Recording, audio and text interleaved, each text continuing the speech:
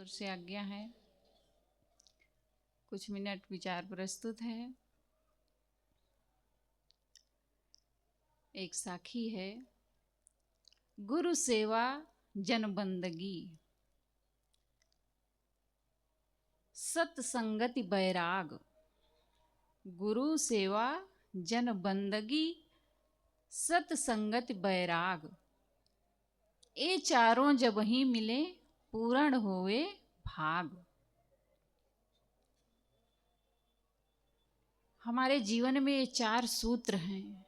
अगर हम इनको अपने जीवन में अपना लें तो समझो हम दुनिया के सबसे सौभाग्यशाली हैं। सौभाग्यशाली तो हम ऐसे ही हैं। हमारी संतुष्टि साहब जिस पर विचार देती हैं, बैठी हैं कि हम 100% सौभाग्यशाली हैं, क्योंकि हम 100% मनुष्य जीवन में आ करके अपना आत्म कल्याण का काम कर सकते हैं। तो साहब कहते हैं इस साखी में कि हमारे जीवन में गुरु की सेवा होनी चाहिए। जब तक हमारे जीवन में गुरु की सेवा नहीं होगी तब तक हमें ज्ञान नहीं हो सकता है। हम अपने जीवन में धन क्यों कमाते हैं, नौकरी क्यों करते हैं? धन पाने के लिए। भोजन क्यों करते हैं? भूख की तृप्ति के लिए। दवाई क्यों करते हैं? कि रोग से हमें निवृत्ति हो जाए। ऐसे ही हमारे जीवन में हमें मानसिक संतोष कब मिलेगा? हम जीवन में पूर्ण रूप से सुखी कब होंगे? जब हमारे जीवन में गुरु होंगे। गुरु इसीलिए करते हैं लोग कि हमें आत्मज्ञान मिले, जिससे हमारा उद्धार हो, हमारा कल्याण हो।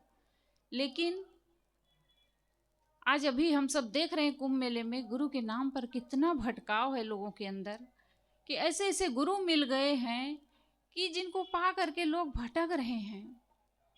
एक दिन आ रहे थे हम लोग मेला से, तो खूब उधर नागा लोगों का भी रहा और कई लोग खूब राम राम कर रहे हैं, बैठे हैं, कीर्तन कर रहे हैं, नाच रहे हैं, कूद रहे हैं। एक साथी कहे, साहब आज अगर हम लोगों को भी गुरुदेव जी ना मिले होते तो हम लोग भी यही करते रहते। कितना भटकाव है आज लोगों के जीवन में। क्यों? गुरु के ज्ञान के अभाव में। इसीलिए सदगुरु कबीर साहब ने कहा, गुरु कीजिए, आप लोग जानते हैं कि नहीं, गुरु कीजिए जान के और पानी पीजिए छान के। बहुत आसान है हम लोगों के लिए। हम अपने जीवन में ऐसे गुरु की सेवा करें कि जो पूर्ण हो। सदगुरु कबीर साहब ने कहा, पूरा साहेब से ये सब विधि पूरा होए।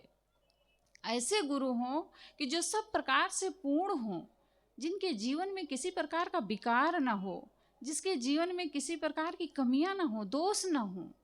ऐसे गुरु की सेवा करो, ऐसे गुरु की शरण में जाओ जहाँ से तुम्हारा उद्धार हो, कल्याण हो। इसकी परख करो, विचार करो, विचार करके गुरु बनाओ। अगर विचार नहीं करोगे तो ऐसे गुरुओं के चंगुल में फंस जाओगे कि भटकते रहोगे, कभी तुम्हें कल्याण का साधन नहीं मिल पाएगा।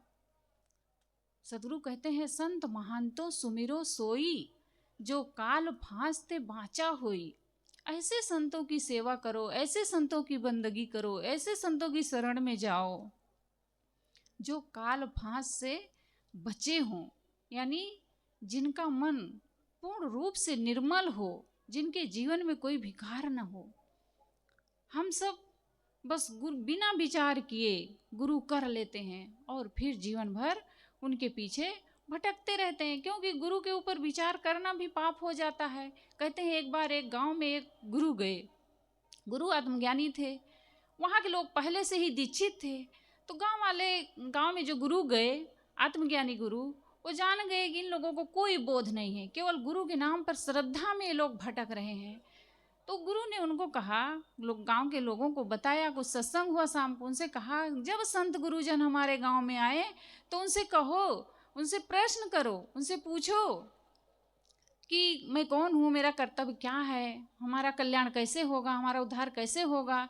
इस पर कुछ प्रश्न करना चाहिए, संत गुरुजनों से पूछना चाहिए। तो लोगों ने कहा, बात तो सही है। जब उनके गुरु गांव में आए तो लोग पूछने लगे उनसे कि आप हमें बताइए हमारा उद्धार कैसे होगा, मैं कौन हूँ, जीवन क्या है, मेरे जीवन का क्या लक्ष्य है, क्या कर्तव्य है, हमें क्या करना चाहिए। अब गुरु कुछ जानते ही नहीं है तो क्या बताएं। गुरु ने कहा, बेटा जो तुम्हें मंत्र दीक्षा दे दिए हैं उसी को जपो, याद करो, नाम कर जपो, बस तुम्हारा उद्धार हो जाएगा।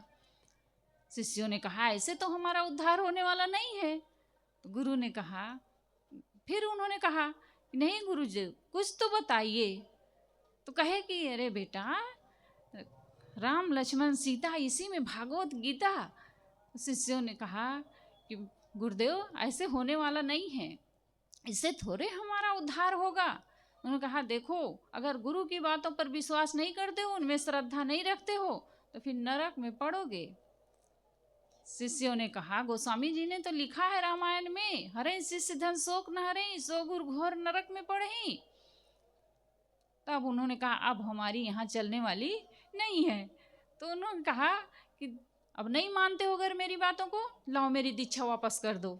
शिष्यों ने कहा, गुरुदेव ठीक है मैं आपकी दीक्षा वापस कर देता हूँ, लेकिन आप भी जो मैं आपको दक्षिणा दिया हूँ उसको आप वापस कर दीजिए। गुरु जान गए इस तो बड़ा गड़बड़ हो जाएगा। उन्होंने कहा, अरे भैया मैं ऐसे नहीं कह रहा हूँ, ठीक है आप करो भजन करो, ऐसे मैं नहीं कह रहा हूँ।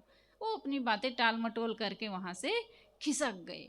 मैं कह रही हूँ गुरु करो, लेकिन विवेक करके अपने जीवन में विवेक पूर्वक अपना जीवन जियो। और जब तक हम किसी सद्गुरु के शरण में नहीं जाएंगे, जब तक हम उनकी सेवा नहीं करेंगे, भक्ति नहीं करेंगे, तब तक हमें ज्ञान होने वाला नहीं है। साहब कहते हैं गुरु सेवा हमारे जीवन में सबसे प्रथम है, गुरु की सेवा। प्रेम से श्रद्धापूर्ण राम को देखें, कृष्ण को देखें, रामायण देखते हैं हम लोग, महाभारत देखते हैं, कृष्ण कितना, श्री कृष्ण जी कितना भक्ति भावना से अपने गुरु की सेवा करते हैं। राम को हम लोग देखते हैं कितना श्रद्धापूर्वक अपने गुरु की सेवा करते हैं। हम सब भी श्रद्धापूर्वक विनम्रतापूर्वक गुरु की शरण में जाएं और उनकी सेवा करें, भक्ति करें, वहीं से हमें ज्ञान प्राप्त होगा और हमारे जीवन का कल्याण होगा। आगे साहब कहते हैं जन बंदगी, लोगों से हमारे भीतर प्रेम होना चाहिए, सबके प्रति श्रद्धा होनी चाहिए।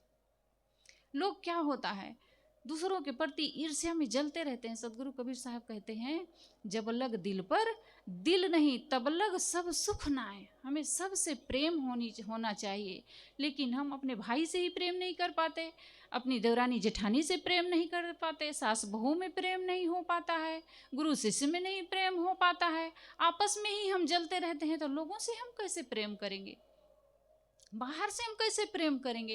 ये हमारा घर है, ये हमारा परिवार है, ये हमारा समाज है, ये हमारा गांव है, हमारा देश है, बस इतने तक ही हम सीमित हो जाते हैं। बस केवल जिससे हमारा स्वार्थ सत्ता है उसी के लिए हम अपना पूरा जीवन समर्पित किए रहते हैं। साहब कहते हैं सबके प्रति हमारे भीतर